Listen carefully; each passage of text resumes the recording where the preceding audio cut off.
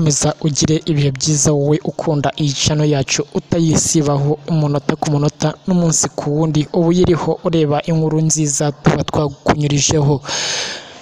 Itsinda ry'abanyamakuru rirakwifuriza gukomeza kugira impagarike n'ubugingo ndetse ugira n'ubuzima bwiza, ukaraba intoki zawe n'amazi meza ndetse n'isabune, ndetse wibuka no kuguma mu rugo nk'uko bisabwa kugira ngo wirinde ikwirakwiza ry'iki cyorezo cyugarije isi yacu. Nk'uko mubizi, mu minsi ishize twabagejejeho inkuru ivuga yuko zimwe muri kasho zo mu Rwanda zigiye kurekura imfungwa mu buryo bwo kwirinda ikwirakwiza ry'icyorezo cya COVID-19. Kuri uyu munsi rero nibwo inkuru nziza itugezeho ivuga yuko zimwe muri gereza zo mu Rwanda zatangiye kubarekura. Ese izo ni izihe gereza zatangiye kubarekura? Ese bari kugendera kuki kugira ngo barekure umuntu? Ese bari kubaha ayahe mabwiriza? Ibi byose ugiye kubimenyera muri iyi nkuru twaguteguriye muri akanya.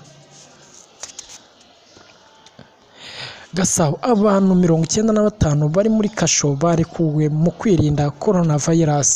Ubushinjacyaha ku rwego rw'ibanze rwisumbuye mu karere ka Gasabo rwarekuye abantu 95 barimo abagabo 81 n'abagore 14 bari bafungiwe muri kasho za Kimironko na Rusororo mu karere ka Gasabo na Nyamata mu karere ka Bugesera.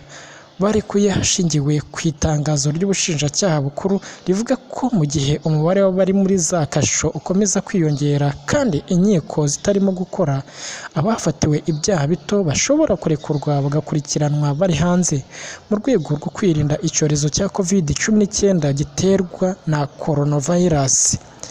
Abafunguwe bose bakekwaho ibyaha bito ku buryo uwo urukiko rwari guhamya icyaha atari gukatirwa hejuru y'igifungo nibura cy'amezi 6. Hari abarekuwe batanze ihazabu iteganywa n'amategeko, abo ntibazakomeza gukurikiranwa. Harimo n'abazakomeza gukurikiranwa bitewe n'ibyaha baregwa, bakazajya bitaba ubushinjacyaha buri wa mbere w'icyumweru. Bamwe mu barekuwe bashimiye ubushinjacyaha, bizeza ko bazakurikirana ibyo basabwa kandi bakubahiriza amabwiriza ajyanye no kwirinda ikwirakwiza rya coronavirus. Nyandwi Bertin utuye mu murenge wa Ndera wari ufungiwe kuri sitasiyo ya polisi ya Kimironko yavuze ko yakiriye neza icyemezo cyo kumurekura kandi ibyo yasabwe azabikora. Yabivuze muri aya magambo agira ati: "Icyaha nari narakurikiranweho n'icyo gukora impanuka yahitanye ubuzima bw'umuntu. Nasabwe gutanga ihazabu kandi mu gitondo niyo gahunda nazindukiyemo." Umwizerwa Chantal ukomoka mu karere ka Nyaruguru avuga ko yashinjwaga kwiba mudasobwa. Bo bashinjanywaga icyaha hamwe bo bakaba bari bararekuwe.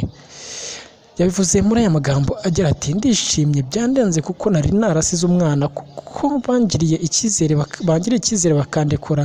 Nzakomeza nkorere hano Kimironko kandi nkomeze no kwitaba ubushinjacyaha uko nabisabwe." Umushinjacyaha ku rwego rwisumbuye rwa Gasabo Joseph Uwakigeli avuga ko mu kubarekura harimo abakurikiranweho ubujura, kurwanira mu tubari, kutumvikana hagati y'abashakanye n'abandi bagiranye ikibazo n'umuntu ariko kubunga bikaba byarananiranye. Yabivuze muri aya magambo agira ati: "Kubarekura ntibisobanuye ko ibyaha twari tubakurikiranyeho bihagaritswe, ahubwo twasanze no kubakurikirana hanze ntacyo bitwaye, ariko uzanyuranya n'amategeko azasubizwa muri kasho." Ubushinjacyaha buvuga ko iki gikorwa bugikorana ubushishozi kuko hari abashobora gushyiramo uburiganya bagamije indonke. Gusa ngo ugaragaweho ko yari afungiwe muri kasho kandi hari ibindi byaha yarakurikiranweho yaherukaga guhamwa n'urukiko, cyangwa hakaba hari ibyo yigeze gukekwaho hakabura ibimenyetso, ntiyemerewe kurekurwa muri ibi bihe turimo. Itangazo ryashyizweho umukono n'umushinjacyaha mukuru Havugiyaremye Aimable rigaragaza ko abafungiwe muri za kasho bagabanyije mu byiciro bitatu. Icya mbere ni icy'abakomeza gufungwa kugeza igihe inkiko zizafatira umwanzuro mu gihe bakurikiranyweho icyaha kibangamiye cyane imibereho y'igihugu, hatangwa urugero rw'ubwicanyi, ruswa ndetse n'ibyaha bifitanye isano nayo, gusambanya umwana, gucuruza ibiyobyabwenge, icuruzwa ry'abantu n'isubiracyaha.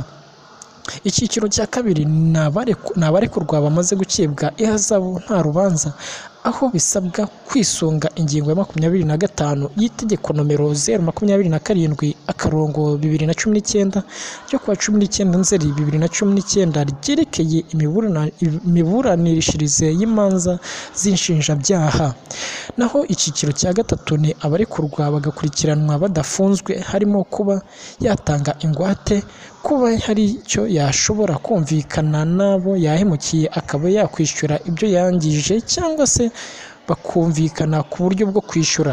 Uyu mwanzuro uri gushyirwa mu bikorwa mu gihe umubare w'abanduye coronavirus ukomeje kwiyongera, ubu ugeze ku 104, mu gihe abamaze gukira ari 4, ndetse guverinoma y'u Rwanda ikaba yarongereye igihe cy'ingamba zikomeye zo kurwanya ikwirakwizwa ryayo ho iminsi 15. Ni nyuma y'uko iminsi 14 yari yashizweho mbere yagombaga kurangira no kuwa gatandatu tariki 4 Mata 2020.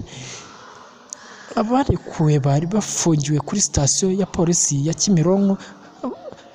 Nshuti kadasohoka, mukomeze mugire ibihe byiza. Murabyumvise yuko kasho inyinshi zagiye zirekura imfungwa zifungiwemo, harimo kasho ya Gasabo, iza Kimironko ndetse na Rusororo, tutibagiwe na kasho ya Nyamata. Murabyumva neza yuko dukomeza kwirinda icyorezo cya COVID-19 dukaraba neza n'amazi meza ndetse n'isabune, ndetse tunaguma no mu rugo nk'uko tubisabwa.